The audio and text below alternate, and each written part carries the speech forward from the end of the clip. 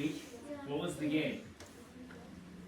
Coach played it, right? And what happened in the game? You guys remember what the big deal was? What happened, Gracie? He lost his queen. No, lost his queen or gave up his queen? There's a difference. Yeah, gave up his queen, right? And we talked about how when you and I, when we lose a queen, what do? Cry. We cry and resign, right? The game is over, the game is lost. So, but look, everyone, even Coach Bellakis, he learns his ideas from somewhere, yes? So here's a great game between Mihatal and his opponent's, I don't know his opponent's first name. Oh, Milko Bobotsov. So Tal was a world champion, and he was famous for giving up material, for making sacrifices, and still winning the game. So Tal here is black, Bobotsov is white, and we'll see the same kind of a thing here going on in this game as we saw last week, okay? So, white opens with d4, black plays knight f6. Anyone know what opening we're heading towards? This is called the King's Indian. Usually, right, we will claim the center here with the d pawn.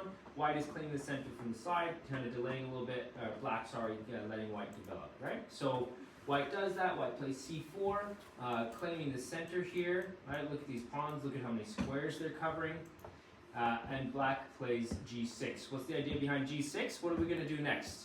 Any thoughts? What do you think is going to happen next, yeah? Go to the long diagonal. Yeah, bishop g7 to the long diagonal. This has a special name. It's a funny word. Anyone know what it is? Yeah, you got it. Fianchetto. Can you all say that? Fianchetto. There you go. So that's what it's called when you put this bishop on the long diagonal. You put this bishop here on this diagonal, or white puts it here, or here. Okay, so that's fianchetto. That's what that's called. Yes? So there's an opening guide that I invented, and what I like to do after that is do that same thing. You like to fianchetto the bishops? Yeah, it's very powerful because those bishops are controlling a lot of squares from the corners like that. And I usually win. You usually win by doing that? Alright, you'll have to teach me. Alright, so next we have knight c3, so normal developing moves. Bishop g7, just like we said. And now white plays e4. And look at these three pawns taking up all this, whoops, not there, all this space in the center, right? All those squares are taken up by those pawns. So here, black has to finally do something with a pawn as well, and this is the move you'll see almost every time, d6, keeping white from just expanding even further and doing whatever they want to do on the board. Huh? White plays f3. This is a special position, pawn structure, called the zamish. Look at those nice pawns. See this pawn chain? Pawns like having friends, right? Why do pawns like having friends? Yes? For backup? Yeah, for backup. They protect each other. If you have one pawn out by itself with no other pawns around it, it is weak. But these pawns have friends. They protect each other. Okay, good.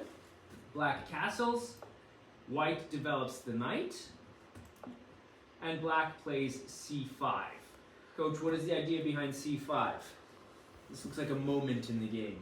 Black is trying to fight back for the center and at the same time opens up the diagonal for the queen and is waiting to see how white will react. Because white has an option to push the center pawn, to capture the pawn, or just to sit. So maybe play here. That's what happened in the game. Okay. So white doesn't really react. White develops the bishop and black develops the knight. Pretty normal stuff. Black plays queen to d2. So this is interesting, and maybe coach can help us a little bit here. What is white's worst piece, or what is the problem? What's unusual here? Do any of you see anything unusual for white? Yeah. That the bishop is locked in. Yeah, that bishop is stuck back here, right? Now, if you're black, that actually maybe tells you something about what white is planning to do. Can white move this bishop? No. So can white castle on this side? No. So maybe if you're black, you're already expecting what? What do you think white is going to do to castle? What do you think, Gracie? Castle on the other side. Yeah, castle long, right? So you can already have this in your mind. What is my opponent planning to do? What can I do about it? What can I do against it? And if white castle is long, look, black has this fianchetto bishop. The pawns are already moving, right? So it's already looking pretty good for black, especially since I know that black's going to win this game. So, it's looking great for black. All right, black plays a6, Anyone? What's the point of a6? What's black trying to do? Very normal looking move, yeah? Pawn storm. Pawn storm? Not yet, because the kings aren't on opposite sides yet, right? But look at this knight. If this knight wants to try to come into black's position, this is really the square, right? So a6 is taking away b5 from white. All right, now white does exactly what we expected. Long castle, when kings are on opposite sides like this, one's on this side, one's on this side. We already heard it, but what do we have to do? Major, what'd you say? Pawn storm. Pawn storm. Do you all know what it means to pawn storm? What does it mean? Someone tell me. What does it mean? Yeah. It's to put pawns on the opposite side of your kings to attack the opponent. All right. So use your pawns to go attack the enemy king. So black wants to push these pawns. White wants to push these pawns. And what are we trying to do with the pawns? What's the point? To break into black or white's defense. Yeah, we want to get rid of these pawns. We want to make holes in the enemy's position so that our heavy pieces, which is the rooks and the queen, can come in and win the game. That's what we're usually trying to do when we pawn storm, okay? All right, so we go on. Queen to a5, lining up against the white king. Anything else that's happening there, coach, that we should be aware of? Well, once white long castled, he was threatening to win a pawn. So if you can go back a move, and let's say black plays rook b8, is rook b8, then white could capture on c5, pawn captures c5, and bishop captures c5. And now we see the role of the white queen and the white rook on the d file, pinning the black knight on d7. So you cannot capture the bishop because after queen takes queen, rook takes queen, rook takes rook.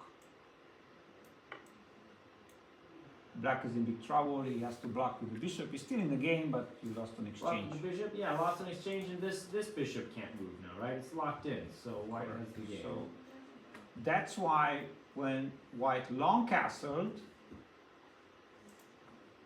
now we have to ask ourselves, okay, he long castled, but what my opponent wants to do. So he's threatening to capture the pawn. That's why queen a5, we move out of the d file, and we start lining up our pieces towards the enemy king. We're pressuring the a2 pawn with the queen, and we keep an eye on also on the white queen with the black queen, so we can always trade if we need to, if the white knight moves. And of course we support b5 now, the pawn storm that Mazer said with the queen from a5. Okay, good, thank you. All right, this is a move, evidently a grandmaster move, which is why I only do it because I've been told grandmasters do it. But when you long castle, it's not unusual to move your king over. Why in this position, though? The natural square for the kings are on g8 for black and b1 for white. It's always, you have to think that you have to have only one square towards the corner. Okay, it's very unusual to have two. Number one. Number two, the king has to defend all the white pawns in the front. So the white king has to defend the a2 pawn. If the king is on c1, he cannot defend the a2 pawn because it's too far away. Right, this pawn. Okay. So that pawn needs protection. And number three, when the white knight moves away, then the white queen can attack the black queen, and the black queen will not capture the white queen. We check. So that means white will have a free move, an in-between move. So let's see the game. So b5, sticking to the plan, pawn storm, and now knight d5. So now the white knight is in the center. He's attacking the f6 knight. He's attacking the e7 pawn. And at the same time, the white queen is attacking the black queen. So what white was expecting is queen captures queen, queen captures queen, black. And now white can take on e7 with check, white knight from d5, capture the black pawn on e7 with check, king h8 in the corner, and now white can just capture back the queen. This was white's plan. He said, I'm going to win a pawn. So when white played knight d5, black realized that doesn't have time to trade queens because he's going to lose the pawn we check. So here black surprised white, sacrificing the queen for a knight, a bishop, and a pawn. Here black has the initiative, has the bishop pair, and full control of the black squares. When kings are on opposite sides, you can sacrifice material. It's called unbalanced material. So here is not so much about material, it's about attack, initiative. I attack, you defend, I attack again. So yes, white has a queen on the board and black doesn't, but it's not about all about, the story doesn't stop right there, right? So after the queen moves away, then let's say queen moves away, queen all the way back, let's say, then I could capture the pawn with the pawn, and now suddenly the c file opened up. Suddenly I have beautiful squares for my knight from d7 to e5 or to c5, or even to b6 behind the pawn and go to a4, and then the bishop from c1 could come to e6, and both bishops would be lining up against the king, plus the knight from c4 could jump into e3. And that's a very annoying knight over there. So black has full compensation for the queen here. That's why white decided to give back some material and to trade off some pieces to relieve the pressure. But each chess move has a plus and a minus. And here the minus, the biggest minus is that black opens up the b file for the rook. So rook b8 will come, attacking the b2 pawn on the black square, and the bishop from g7 will also attack that pawn on b2 on the black square. So slowly we start seeing how important it is to control the black squares, how valuable is that bishop on g7. The whole power of the position comes from that bishop from g7. Because I have a black square bishop and you don't. I control the black squares and you don't. And you will watch what I'm doing on the black squares. All right, so white now plays knight to c1. I think anything to open up pieces. We've got to get this bishop into the game. This knight is now doing at least something to protect the pawns in front of the king. But still, it looks awkward. It doesn't look very nice, if you ask me. And black responds with the move that we're expecting. Rook to b8. Why is the rook on b8? Anyone remember what coach just said? What are we doing here? What are we doing with rook b8? What are we attacking? The pawn, right? And what is helping the attack? The bishop, right? So we have these two pieces attacking the one defending pawn. Okay, good. White gets the bishop in the game, grabs a pawn, and black responds with knight to b6, attacking this bishop.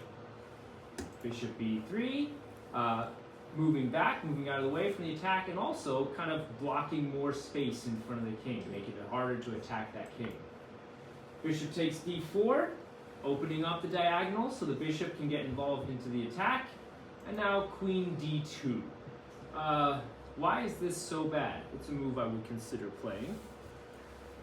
This is bad because the white queen wants to attack the bishop in case you push the pawn, right? Because black was threatening c4 to attack the bishop. I just want to open up this file. Who's blocking this file? The bishop. Which piece I need to attack? The bishop. I just want to remove the defender of the king. And the main defender of the king here is this bishop. So white is saying my queen is out of the game, doing nothing. I bring the queen back, I attack the bishop, I overprotect the b2 pawn, and I stop c4. So then what's the problem? The bishop. I move the bishop away, it's still doing the same job on the long diagonal, and I'm still threatening c4. So now white cannot stop c4. Because no matter what you do, I'm going to push c4, and bishop takes, knight takes. Even if you play queen e2, I can still play c4, and after bishop takes, knight takes, queen takes, my dream came true. Now I can capture on b2 with the rook. Who defends the rook? Bishop. And now when the rook moves away, what's going to happen, guys?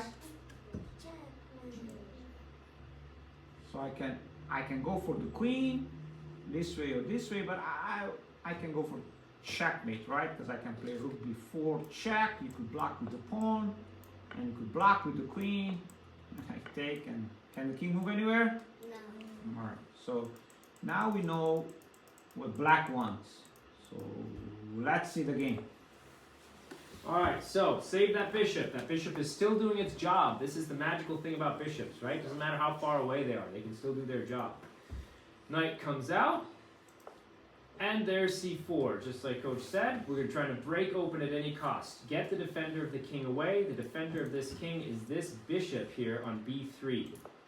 Bishop moves, and we push again. What are we trying to do? We're pawn storming. What's the point of a pawn storm? Yeah? To break into that barrier over there. Yeah, at any cost. Open up the king. Open up lines to the king. Black saves the queen. White saves the queen. Makes sense. And black accomplishes his dream, right? Now it's black's pawn that's in front of the king and just one square away from promotion too, should that ever become a possibility. White tries to block the bishop, right? Weaken that pawn. And black plays bishop to d7. What is going on here? What are we trying to do, Coach? So bishop d7 develops, it stops knight c6, takes the c6 square away from the knight, and it connects the two rooks, and the sleeping rook from f8 is ready to join to the party on the open file on the c file. The big difference now is the c file opened up and the b file opened up, so instead of having one file, we have two files. That b2 pawn, I know it looks like a pawn, but it has the value of a piece. It's easily worth 3 points, easily the value of a piece, because it's such an important pawn, one square away from queening, and any endgame, when a rook gets on the first rank with check, the pawn is just going to promote. Right now it looks safe and sound, but we will see in a few moves what the pawn can do. Alright, rook d1, and just as we said, rook to c8, taking over the open file. This is an important lesson for you guys, right? Where do rooks like to be? If you don't know what to do, you have an open file, and you have a rook, what should you do? Put the rook on the open file. They like to have no pawns in front of them, so if you have an option to do that, it's almost always a good idea. Alright, bishop b3, put the bishop back, defending that king again. It looks very awkward, but trying to do something to stabilize the position. And knight comes in with a4. Alright, what are the threats here? Anyone see any of the threats? You can do check, and the queen, if it captures, then the rook will capture. That's right, so if we move our knight here, and the queen captures, then we've got the rook covering that square. Alright, very good. Alright, so white says I can't have that knight in my position, that knight is too annoying, I'm going to get rid of it. Captures with the bishop, and black captures back. What is this bishop attacking? Yeah, there you go. So we're capturing with tempo, we're capturing with some pressure. Knight in to block, and I don't know, what do you think white was thinking here? He didn't have a lot of choices here, because the rook has to defend the back rank, and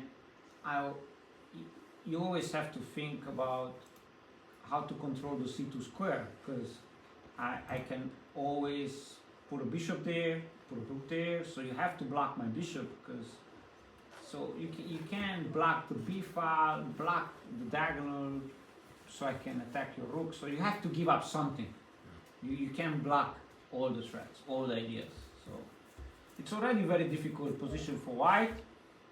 Black has initiative, attack, full control of the game, and a rook and a bishop, and the b2 pawn is stronger than a queen. So what do you guys think when you look at this board? Who do you think is better? Black or white? Who would you rather be? Black. But who has the queen? White. Wait a minute. Are you telling me that having a queen is not the most important thing in the world? Yeah. Do you understand why black is better here? The words that coach is using, initiative, do you all know what that means? It means sort of you have the pressure, you're in control, you're making moves that put pressure on your opponent. White here is just defending, right? Yes, white has a queen, but white can't use that queen to do anything useful. White has to use that queen in its least favorite role,